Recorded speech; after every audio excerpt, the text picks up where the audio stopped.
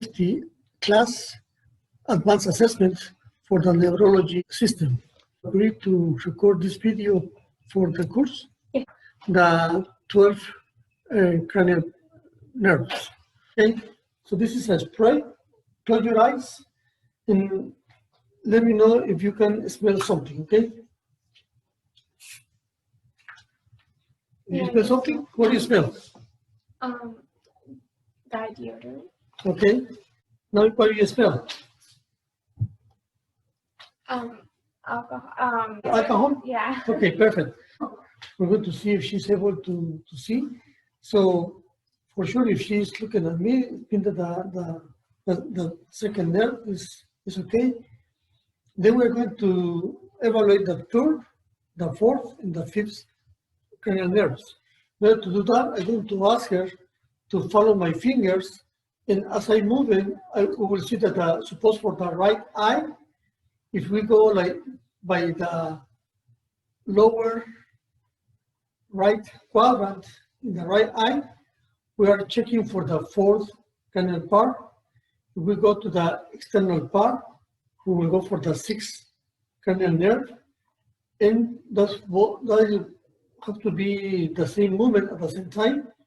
So let's see. So we are seeing, and then if she is seeing upper and internal, and that lower and internal, we can see that she can move all her eyes, and both eyes, and both of them are congruent. So we are evaluating the third, the fourth, and the sixth pair. Grab the temporal part of her head. And we are going to have the temporal muscle and the masseter muscle, and we ask her to clench her thumbs. So we can see if she, then we ask her to open her mouth and move the chin to the left and to the right with both hands in the sides. Then we ask her to open the mouth and close the mouth. I'm going to grab 2 toothpicks, and I'm going to touch the temporal part, the cheek, and the submentonian part. Do you have any sensation in these areas? Yes. Can you distinguish between the left and the right? Yes. Okay, so swallow. Okay, and swallow again. And we can feel that she's swallowing, but putting our both fingers in the sides of her neck. Say ah. Open a little harder. Okay, thank you. So we can see if the uvula is centered and it's not debated. Open your mouth, pull your thumb out of your mouth, move left and right. Okay, close your mouth. So we see the symmetry of the tongue. We see if she can move both sides or if there is any deviation. The other side? Perfect. Okay, so the coordination test. We're going to check the upper extremities and the lower extremities.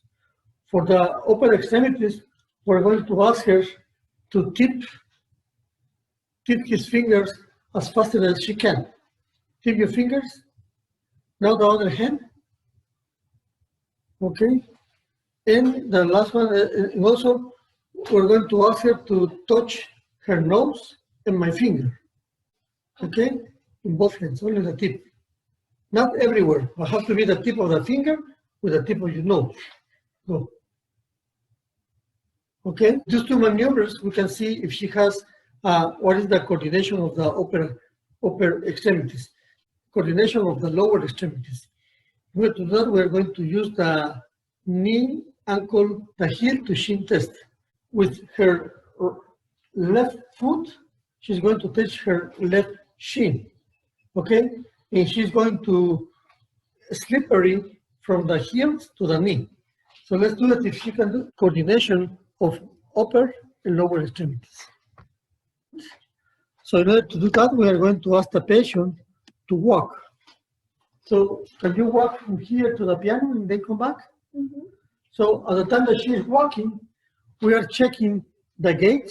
We are checking that she used the heel and the toes in a proper way, that her arms are balancing as she is walking, and the smoothness of the walking. Then we're going to ask her to walk with her toes, only using the toes. Okay, so we will see if she has a stable walking, only using the toes. Okay, so that's another way to check the assessment of the gait without using her arms. Okay, perfect. The rumbar test will ask the patient to stand out with the feet a little close. Put your feet close, both feet close. Okay. Now that at the beginning she has her eyes open, and then we ask to close her eyes, and we have to be on behind the patient in case she falls. If she falls after 30 or 60 seconds, means that she has a problem with the cerebellum or the balance. If she stays there for 30 seconds and nothing happens, means that she's doing okay. Okay, so this has to be for 60 seconds. Then turn around, close your eyes. Now you are going to lift your arms forward with your palms facing up, okay? And she's going to stay in that position for at least 30 seconds. If one of the arms drops, that means that she has a problem in the pathways of the strain of the muscles. We're going to check the muscles of the quadriceps. In order to do that, we are going to ask her to put both arms in the sides. We're going to ask her to lift my hand with your leg. Okay? Now do the other one. Okay? Now do both at the same time. Okay? Lift my hand. Go again, my hand. Go. The other one. Okay? Now both of them. Okay? Now go the opposite. Okay. So lift your ankles. Now go against my hands. Okay. Now against my hands. Harder. Okay. This is the way to check the ankles of the strain of the muscles. First, check the light touch. So we're going to ask her, if close your eyes and tell me if you feel something. Okay, what do you feel? Ticklish. Ticklish, okay? Soft. So you see, you always do both sides. Also, you can do in the legs or in any part of the body, but have to be both sides to see if she can feel the thickness of the soft. I'm going to ask her if she can feel. Okay. So always you do symmetrically, like this, in the face. Just pinch a little bit to see if she has the same feeling. It has to be it can be also in all the parts of the body. Up, this is down, okay? Okay. So close your eyes and tell me where your toes is. Down. Up. Down. Down. Up. Okay, give me the other foot. Check it out the other side. Down. Up. Down. Up. Down. Okay, so we're checking the position, the proprioception. Then she has to feel the vibration of the tuning fork through all her legs. So we do the tip of the tuning. We put it on the foot. Can be here, can be here, or can be here.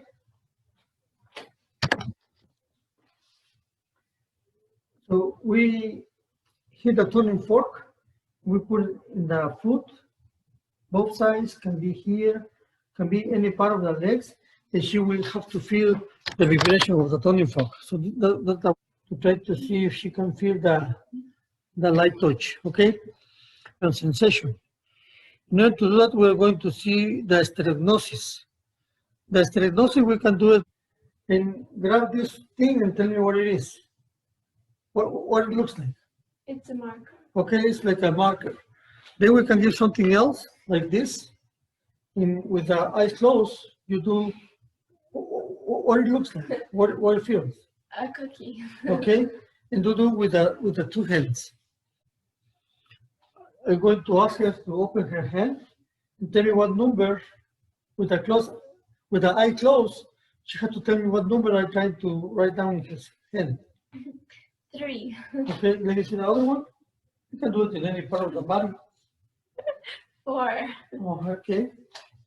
Any part of the body you can write. 5. Okay, perfect. And the last one. Recognize that we are pinching her arms. Close your eyes and tell me how many pinches do you feel?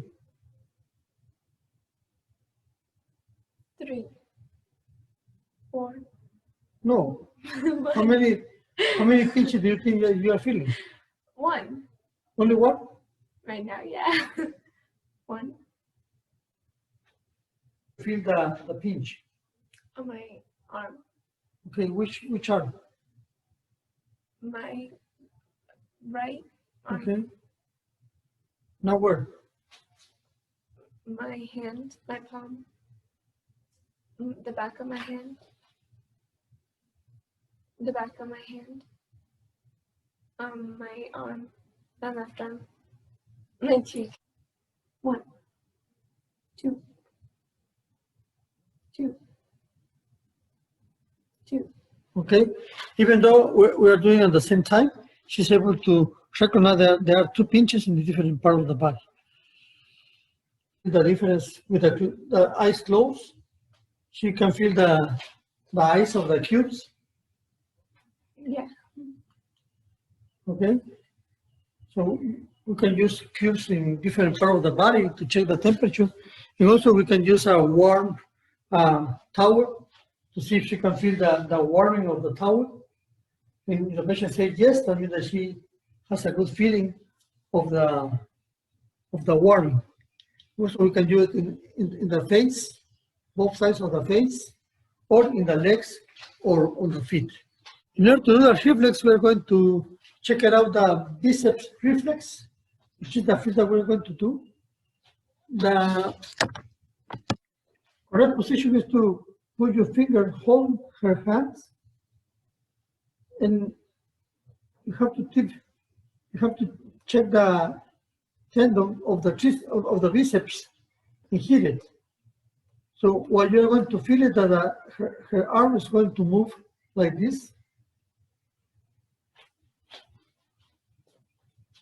So you go like this, and you hit the top of your fingers, and you will see that the arm is going to move like this every time that you hit. Then we check the tricipital reflex, which is in the back of the arm, and we will see the contraction of the arm every time that we hit the tendon. The other reflex that we can do is the brachiocephal radial reflex, where you're going to hold a hand and you're going to hit on the tendon of the brachioradial muscle. We will see that the hand is going to move a little bit every time that you hit in the right position. Patellar reflex, turn left, let it go. And you hold it with your hand, and you hit where is the tendon, and you will see that the leg is going, the quadriceps is going to contract. Every time that you hit, the quadriceps contract, and that means that it's a positive, it means that it's normal. So you do it with the same, you hit, and if she were in the supine position, you can put your hand on the quadriceps muscles, and you can see every time that it's contracted. That means that the reflex is normal. We hold the foot and we hit the Achilles tendon, and we will see, flex a little bit your knee, flex a little bit, and we will see that the feet go to up every time that you hit, and that means that the reflex is normal. Rotation of the meninges. Let's say that she is completely in supine position. So what you're trying to do is to flex her neck toward her thorax. And if there is irritation in the meninges, she's going to flex her knees in order to avoid the rigidity of the back of her back.